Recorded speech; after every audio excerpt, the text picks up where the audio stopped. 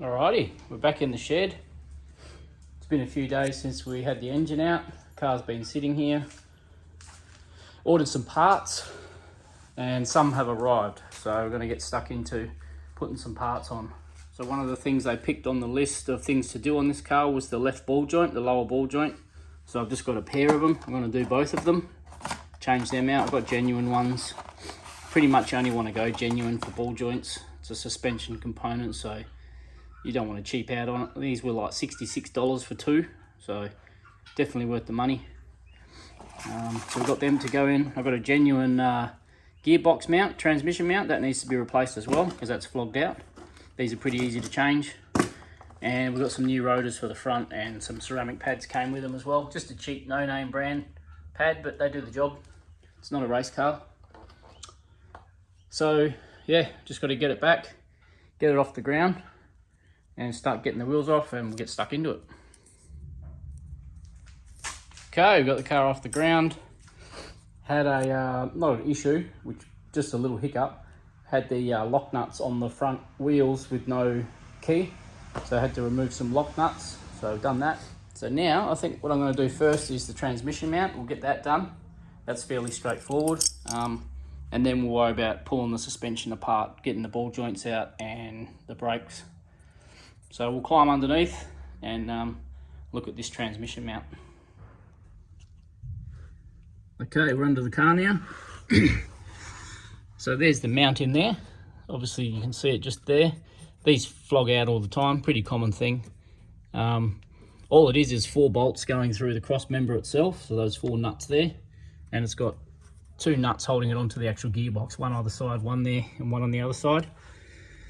So the gearbox is just resting on the cross member with that mount sort of isolating it.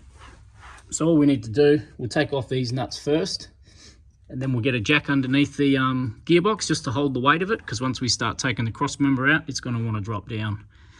So I'll get these 4 nuts off first and then we'll get a jack under here and get the cross member bolts out. Alrighty, I've just grabbed a ratchet, all 13mm, and I've just cracked these, so now they should come out pretty easy with the little battery ratchet. So we'll get all 4 of those out. Okay, I've got all them nuts off, so now we're just going to get a jack under here. Any jack will do, doesn't have to be anything fancy, it's just to hold the weight literally of the gearbox. I've also gone and cracked the cross member bolts both sides, so they're easy to come out as well. So I'll just get a jack under here and we'll start getting these out. Okay, we've got an old manky trolley jack, just holding the weight of that. You don't have to jack it right up, just literally get some tension on it. As soon as you feel the weight of it, just stop there. It's just to hold it from falling down. So now we'll get out the 4 bolts that hold the cross member on, and this thing should fall down onto the ground. Because I'm on this side, I'll get the other side out first.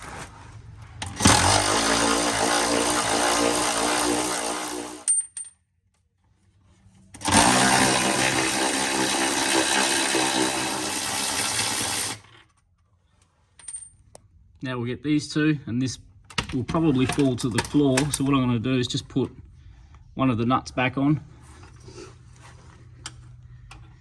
just to hold it from falling. Just like that. We'll get these out.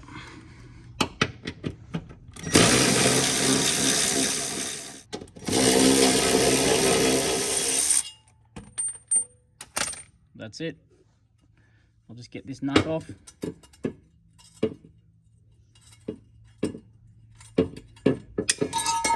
There it is.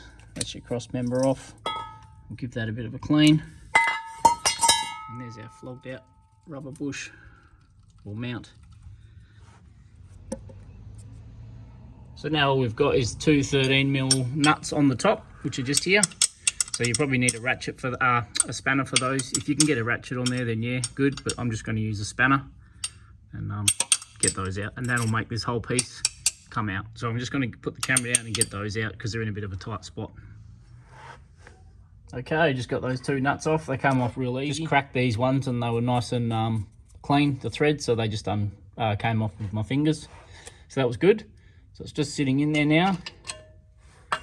And that's it. So that's what we've got to replace. So we'll bin this one. We'll take the cross member out, clean that up a little bit, and get the new one back in here. Now my only gripe is when you get the genuine parts, they don't give you any new nuts to use on any of the threads. So I'm cleaning up the old ones. So all I've done to clean them up is I've just used the old mount and put the nuts on there just to hold them, and I'm just hitting them with a wire wheel on the drill, just an old wheel, and they're cleaning up okay. That's all I do with pretty much any bolts and nuts that I need to reuse, and they come up pretty good. Good enough anyway. So here's the old mount. It's completely flogged. You can see it's the rubber split completely through there. That's generally what happens to them. And as you can see, this one's split as well and on its way out as well. So had a bit of a clunk when you would put it into gear. So that's probably one of the good reasons why that might happen. So hopefully it solves that problem. Got the new one here, and this one's solid. Like I said, this one's a genuine Ford one, so it should be good. Now they've all come up pretty nice. Now just remember when you're putting these back in, 4 of these have Nylox, or they're Nylox nuts with like nylon in the thread, and 2 of them don't. They're just speed nuts with the little things under those ones there. They're the 2 that go onto the top of the gearbox, and the other ones have the nylon. Wouldn't really matter if you get them mixed up, but yeah, just remember there's 4 for the mount and 2 for the gearbox. Pretty distinctive. Now I've cleaned up the cross member as well a little bit, ready to get it back in the car. You can go mounting the rubber to the cross member and put it in together, but then you're just going to have the whole cross member to bolt up into the car, so you're going to have the weight of it. So what I'm going to do is I'm going to just go and put this on the gearbox first with the 2 nuts, and then we'll have the cross member go up, slide over it, and then bolt it to the floor. So we'll get under the car and start getting it back in. So we're back under the car now. Now you would think this is just a universal mount, just pop it back in and away you go. But it is directional, so it's got on here, as you can see, same with the cross member, a little arrow and saying front, so that arrow's got to be facing forward. So just keep that in mind when you're putting it all back together. The cross member is exactly the same. It's got 2 marks underneath, one here and one here. So just remember they got to face forward when you're putting it all back together. Okay, we got it all back on. Just 2 nuts holding the new mount on with the arrow facing forward, obviously. I've tightened those up. So now it's just a matter of getting the cross member under there, again, with the arrows facing forward. And I'll get the nuts on just to hold that up, hold it off the ground. So I'll get them on.